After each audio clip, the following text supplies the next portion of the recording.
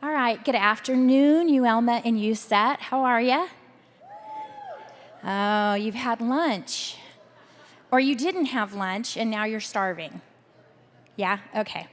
All right. Well, my name is Machelle Maxwell. I am excited to be here today and talk to you a little bit about books. I feel not ready after I just sit and listen to one of my heroes, Donalyn, and listen to the things that she talked about. But I wanted to share with you today what picture books can do. And the reason I chose this is at one point in time in my life, I would hear people say, and this will tell you how old I am, so I'm really sorry, but they would say things like, oh, you know, everything you need to learn, you learn in kindergarten. And I'm like, maybe I missed some things in kindergarten.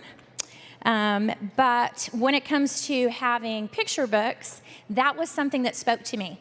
And it allowed me to figure out a lot of things about life that maybe weren't for me. It wasn't something that I had always lived with. So that's kind of what I'm going to share with you today.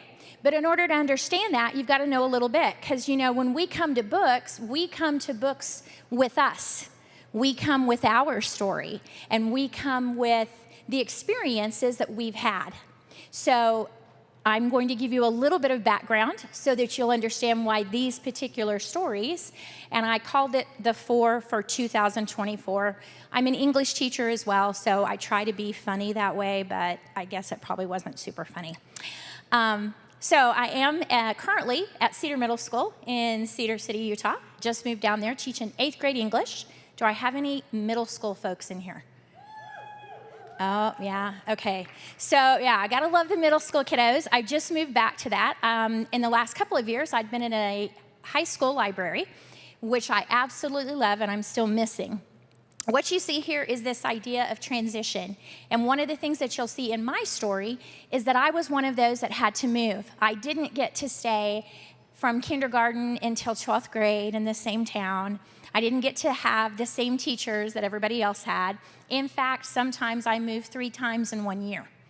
So because of that, that had a lot to do with the kinds of books that I like to read. What you see here is a little bit of my family, and the group underneath my new badge this year is actually the people I taught with 15, 16 years ago at Cedar Middle School, because I taught there for a while, then we had to move, and I came back. So as I started this year, I'm in a brand new situation after doing the same thing I've done for several years with teaching, but I still have a new staff. And it's a new school per se, because they've moved, but yet I have all of these memories and all of these wonderful situations that I've had in my past. As I said, my dad was in the military, and you know, you always want the cute picture of when you were really small and your mom did your hair. So this is it. My dad was in the military and we moved a lot. So when I was 18 months old, they figured out I could not see and that I had very bad eyesight. So you see here, this is some of my first pairs of glasses. And so because of that, Mom always played with my hair because I was so blind that I had to have glasses. So that's another part of my story, and it's a part that for me has made a difference through my whole life and that books have helped me with. My first one I want to talk about is called The Clothes Horse, and it is by Janet and Alan Albert. If you haven't had this, it's an older book, and it's a collection of stories. My favorite one from it is called The Clothes Horse.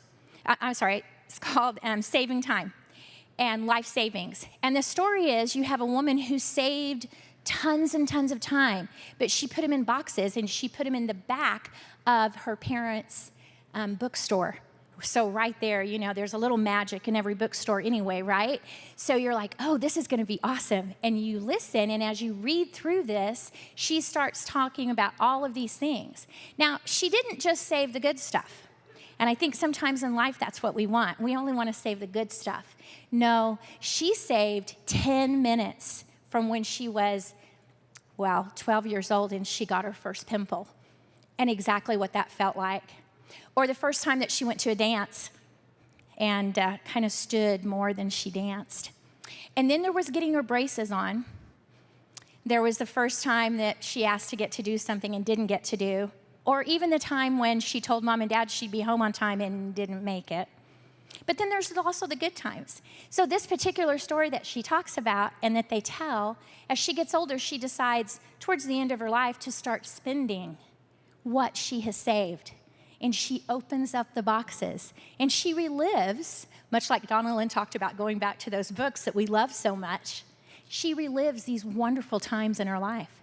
And the people in town think there's a little something up with her because, she's sitting out in the middle and somebody comes up to talk to her and she covers up her face because she's afraid they can see that invisible pimple that's not there anymore. What I love about this book is it teaches us to save and to savor everything. It's really easy sometimes to want to get rid of the stuff we don't want to talk about. For me, in the last couple of years, I've had a library challenge. Not my favorite thing in the whole world, but you know what? I learned from it. I became a better librarian. I became a better person just because I had to get to the other side. So that's one of the things that we can learn from a book like this, to save and to savor the journey and the people that you meet along the way. Over the years, I've been super lucky. This picture here has Kimberly. She's actually in the room with me today. One of my best friends from teaching, and I call her probably one of my best friends as far as being a teacher friend. We get each other, we finish each other's sentences, we can do Zoom calls and do things together. Also right here is somebody that I just met last year. And we had graduation. We used to go to graduation. He's an ELL teacher and had come over and was teaching Spanish here. Amazing man. I savor those times with him. My second book I'll share with you is called Agatha's Featherbed. If you don't know this one, it's gorgeous. It is beautifully done. And her thing that she says all the way through it is, everything comes from something. Nothing comes from nothing. Just like paper comes from trees and glass comes from sand, an answer comes from a question. All you have to do is ask. And for my teacher heart, that's everything. The fact that students are willing to ask me questions. Earlier in our first keynote today, he talked about how he does that list now with his son and how they sit down at night then and go through and talk about all the questions that came up. What an absolute joy to live a life where people ask questions, not just our young students, but us ourselves. Why things are important, what they do for us. So for me, my daily life, I learned that my interactions and the books and the things that I do with others, I learn from them. They help me to be a better person. They help me to have a positive and loving attitude to other people when sometimes that's not exactly where my head is. You see, Agatha gives up her hair for the geese because the geese, she got a new, down, wonderful, amazing comforter. And the geese show up naked. Kids love it because it says the word naked in the book. And says, hey, everything comes from something, Agatha. And so she chooses to put them up and takes her hair and makes coats for them. It's sacrifice, it's giving back, it's working together, it's collaborating. You guys know Matt. You know the things that he does and how an incredible visionary person he is to have us all collaborate. We sit here today, you, Elma, and you, Set, because of collaboration and because of Gretchen and all of the different ones in both of the boards that chose to make today something special and different. The third one I have is The Wing Shop. The Wing Shop is a wonderful book. It's, again, one of my favorites. And it's this idea of this boy's family moves. He wants to go back home, and he wants it to be exactly the same. So he tries on tons of wings. The first set's pelicans, and he ends up in the water, almost drowns. The next set he has is bats. He puts bat wings on, and he ends up hanging upside down in a cave. There's so much I can do with that. I can talk about natural habitats. I can talk about all kinds of things. But what I got from it was the links that this young boy would go to get back to something that's familiar, to get back to something that he loves so much. By the end of the book, he gets on a pair of airplane wings, and he flies to the place that he wants to be. And he looks out, and lo and behold, they have painted the front porch. And it is pink. I mean, like Pepto-Bismol pink. And he's like, yeah, no, I don't want to go back there anymore, never mind. And he takes his wings and flies back to the shop. And in the conversation with the shopkeeper, they have a conversation about, you can still go back there if you want to and you can visit. And he said, yeah, but I kind of like my new home better. I'm kind of excited about what's going to come next. And so as I think about things I can learn, the past is the past. I can learn from it. But my future is what I do next. It's where my hope lies. And it's where I can make choices about what I can learn from books. My last one is My Great Arizona, probably one more known by most people. I love this book because Anne Arizona never gets to go anywhere. She doesn't get to go to all the places, but what she does get to do is inspire others to do so.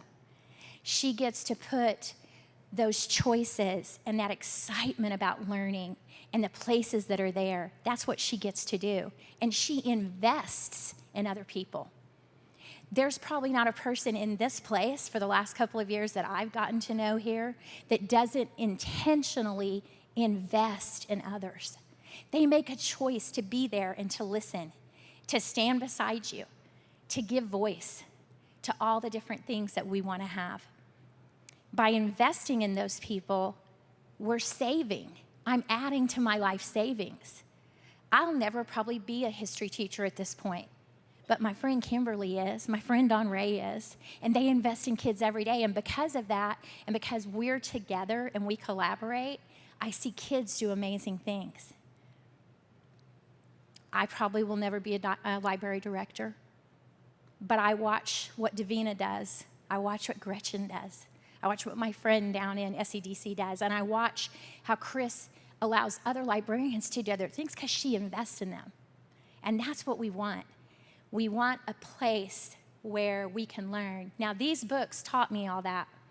These are different people that have invested in me, and I've chose to invest back in them.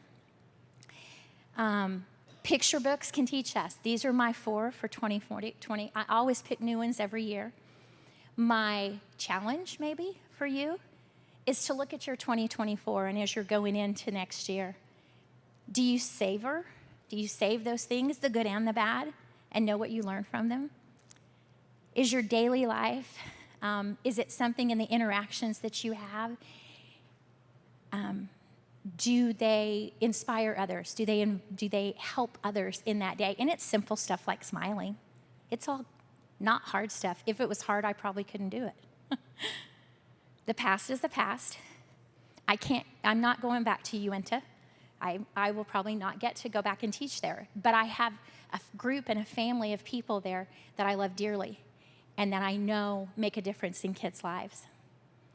And finally, by investing in others. And you're here today. I'm talking to the people that these books are written about. You guys invest or you wouldn't be here. The librarians that make choices to stand and to speak their mind. For those of you that are working towards, earlier today I had some special education teachers I was talking to, and they're doing everything they can to find collaboration for their kids. That's the difference. It's the ripple effect that we have. So as you continue to finish up the conference, my, again, challenge would be for 2024, what books come back to you? Which ones have you learned from? And what kinds of stories will they help you tell? Thank you.